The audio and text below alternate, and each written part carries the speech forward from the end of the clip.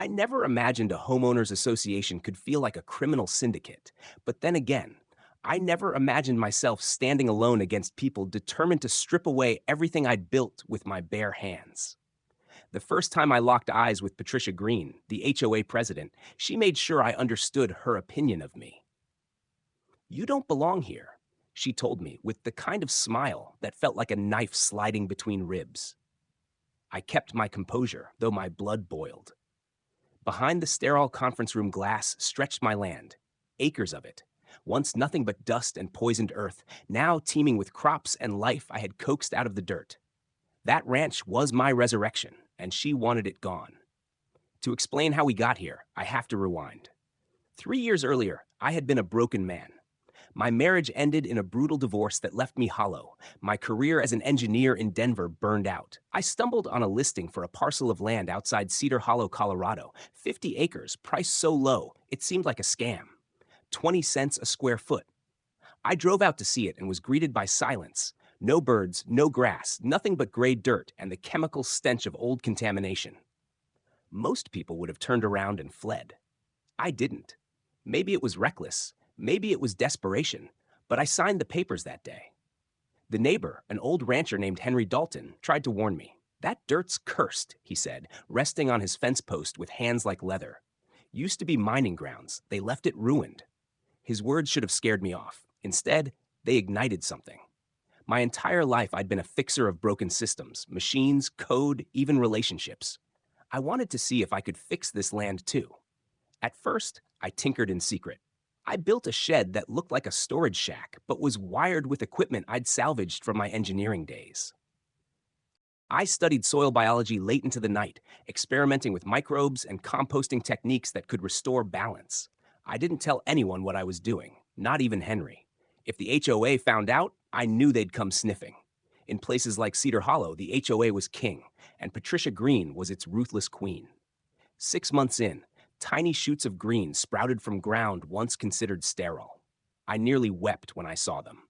Within a year, I had an underground hydroponic system running beneath the property, invisible from aerial views, producing vegetables so rich in flavor they drew chefs from nearby towns. Money started flowing in. But more importantly, for the first time in years, I felt alive. Of course, success attracts attention.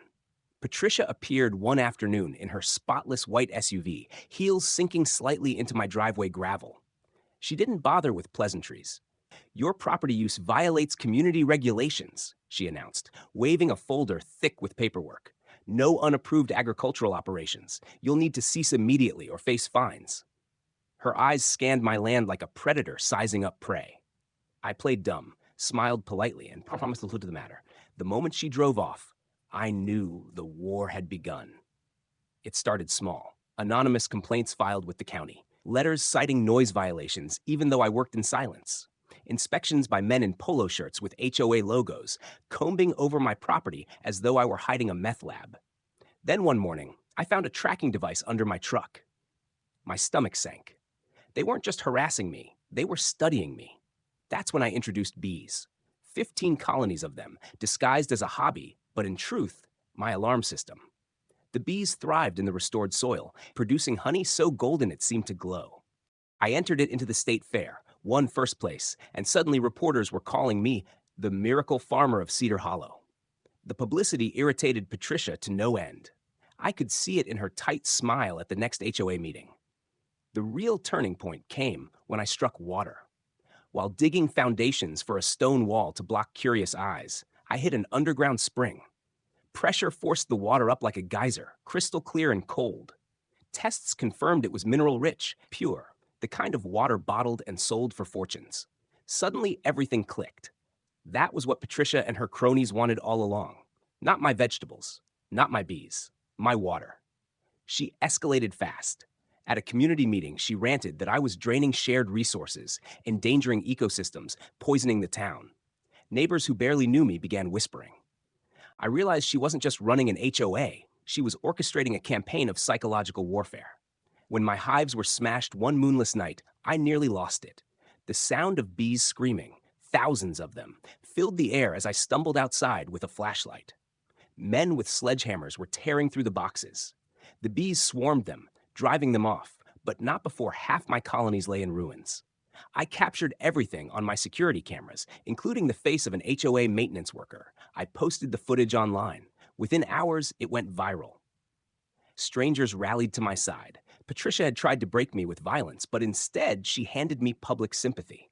That's when Maria, Henry's daughter, and a sharp young lawyer showed up at my door. My father lost his land to the HOA years ago, she said. They buried him in fines until he had to sell. I won't let them do the same to you. Her determination reignited mine. Together, we dug through records, traced property transfers, found shell companies tied to Patricia. The pattern was unmistakable. Buy up poisoned land for pennies, restore it under the guise of community projects, then flip it for millions once resources were tapped. The deeper we dug, the darker it got. Old lawsuits mysteriously settled, families forced out with endless citations, and whispers, deaths too convenient to be coincidence. Farmers who had accidents, fires that destroyed homes just before sales. It wasn't proof, not yet, but my gut screamed the HOA's hands were dirtier than we knew. One night, my phone rang. A distorted voice hissed, "Stop digging or you'll end up like your ex-wife." My blood ran cold. She hadn't died of cancer by chance, had she? The thought clawed at me. Maria refused to back down. "That's intimidation," she said, fire in her eyes. "We use it against them." We partnered with Brett, a tech-savvy activist, who created an app that let locals test and report water quality. Within weeks, thousands of data points painted a horrifying map. Contamination was widespread, deliberate, clustered around properties the HOA wanted. The truth was undeniable. Patricia grew reckless. She filed a massive lawsuit against me, demanding millions for supposed environmental violations. It was laughable, but dangerous. Death by legal fees was her real weapon.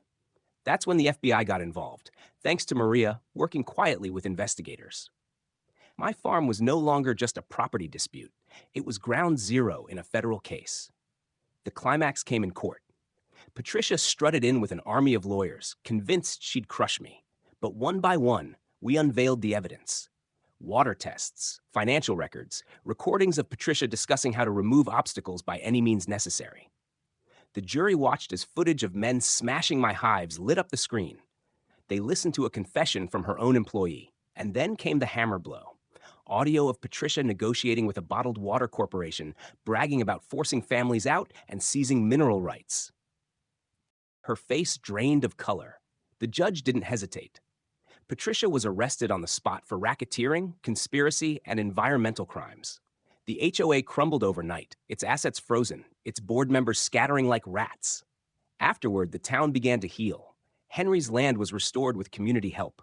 My farm became a research hub for sustainable practices. Maria built a thriving law practice protecting small landowners. Brett's app spread statewide, exposing other corrupt HOAs and developers. As for me, I finally stood on my porch one quiet evening, watching the sun dip behind the mountains, bees humming lazily in the warm air. For the first time in years, peace filled me. I placed a jar of honey on the windowsill, golden in the fading light, and whispered to the woman I had lost, "I did it. We did it." But deep down, I knew this was only one battle. Power never gives up easily. Somewhere out there, another HOA president, another developer, another Patricia Green was already plotting. Yet I also knew this. I wasn't afraid anymore. I had seen what truth could do when wielded with courage. And if they came for me again, I'd be ready.